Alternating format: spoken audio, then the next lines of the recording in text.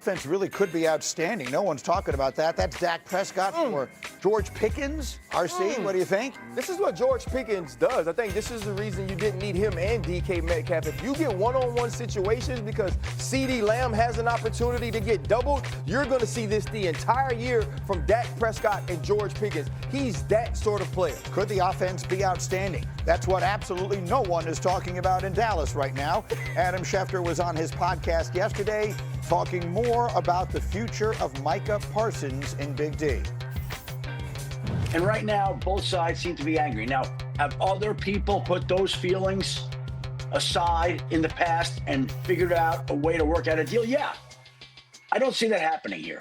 I see these two sides headed towards a divorce in time. The only question is, when is that divorce going to happen and how is it going to happen? Are they going to trade him now? Are they going to trade him after this year? It certainly doesn't feel like these two sides want to enter a long-term relationship together.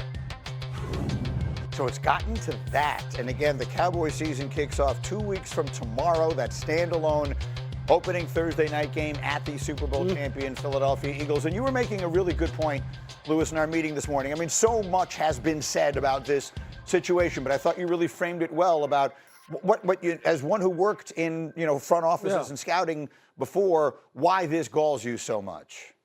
You work 365 days a year trying to find guys through the draft, young up-and-coming players that can become decades-long players, especially at impact positions. Micah has checked every box in that way, every single box. Impact player, impact position, impact statistics, timelines. He's done everything exactly the way you want. These are the kind of negotiations that when they come up, when the guy is entering into his fifth year, you're just like, okay, what's it going to cost? Let's just get this done. Maybe we should get it done earlier to save us a few dollars because we know that we're operating with a salary cap. But in no way, shape, or form should this be a situation where now you're ticked off over what? This is being hung up over what? Because you had an off-the-record conversation with a player by himself and thought you had a deal, and now you won't talk to his agent. Now it wasn't because the guy got arrested, he failed a drug test, he's a locker room cancer, he's been injured, he's a guy who hasn't produced, he's producing at a Hall of Fame rate. A young player that you drafted, these are the easiest contracts in the world. Everything that's happening with Dallas right now is self-inflicted. It's self-caused. And that to me tells me this, look, you know what you're doing. You know how you're treating this kid. You know, and you know what? You're fine with it. Because what did you say publicly just recently? Hey, man, when things are kind of like going a little bit too smooth, I'm paraphrasing, I like to stir it up a little bit. Yeah. Well, you're stirring it up, all right. An impact player in his prime. Now Adam Schefter is talking about it's not a matter of if, but it's a matter of when. That goes against everything that scouting departments try to do, the team builders try to do. And that, to me, that's just flat out embarrassing. It should be the ultimate win. They traded back in the draft. They moved back in the draft to draft this player. It has been the ultimate success story, and instead because everything about this, because everything is turned personal. Yes. Right. This is supposed to be about business, and in business, it's done a certain way. Lewis knows this. Dan knows this. Greeny, you know this. Like, you have representation because that's who negotiates the finer points of the deal. So when you have Micah Parsons in the room, he's telling you, I want to be a part of this organization. I agree to this what you want. I agree to this what you want. Now work out those finer details, the small print, so we can get this going forward. And because you don't go forward, or because he doesn't walk out of the room and sign it, or because he says talk to David Mulugeta, you now have to make an example out of him.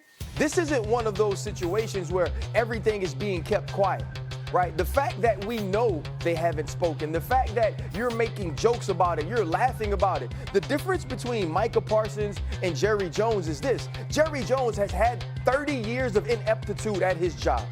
Right? That's the reason they haven't been to an NFC championship. That's the reason they haven't been to a Super Bowl. Micah Parsons doesn't have that time.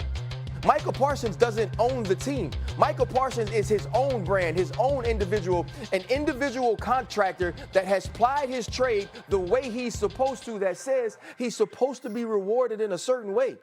And because you don't have control over the decisions he makes, you're now going to hold his contract and his job in purgatory. It's unfair, right? It's personal. And what Jerry Jones is doing is malpractice for any owner or general manager. And at some point, somebody's going to have to ask him, if you can't handle this, the way a businessman should, it's time for Jerry Jones to step away because he's making a mockery of what the NFL is supposed to be. That's very strongly, but I think accurately put, it is a mess.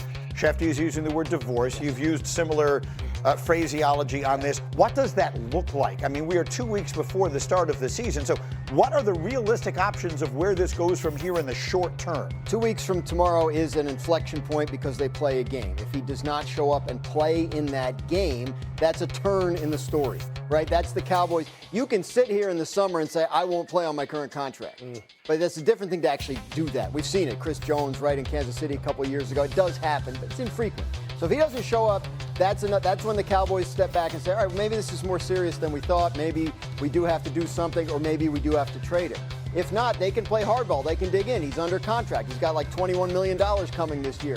If he doesn't want that money, he wants to sit out the season, he makes no progress toward free agency. So they do hold a lot of the cards. So when Adam says divorce, I mean, I think sometimes when people get divorced, it happens quick, and sometimes it drags on for a while, even though I know it's coming, and that could be a situation where maybe he does show up and play. Maybe he goes, you know what, fine, I'll take my chances and be a free agent. Dak Prescott did this once upon a time, and it worked out very well for him. So if that happens, then the divorce that Adam's talking about probably comes next year after they franchise him, and he doesn't want to. Yeah, that's the thing in this situation too. The prenup is all for the team, right? The way the prenup is set up, it's all for the team to be able to do what they want to do. And now Micah Parsons has to be reactionary in that. So it's what way does Micah Parsons get himself on the offensive of what's happening? But see, what I keep coming back to is this though.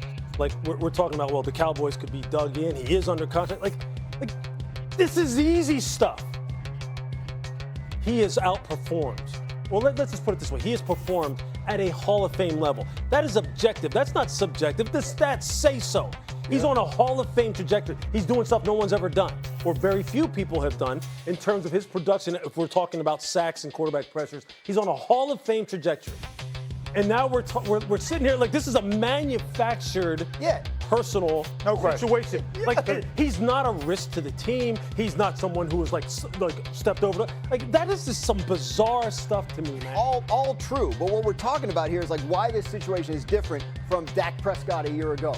Right, when you weren't hearing a lot about it, when they were still talking at this point, and they felt like there was a pretty good chance they were going to get to a deal. But Dak, if they didn't, was like, I'm fine. Like I'll just play out the deal. This is different because it's gotten personal and it's gotten public, and he has made a trade demand. That's my point. Because he never personal over what? Like he never why? locked Dak in the room, felt like he agreed to a deal, and then proceeded to never contact the agent. That's crazy. That's crazy to me. I want to ask both of you a question because you were both former NFL players and you played in different generations and obviously generations prior to this one. So the rules are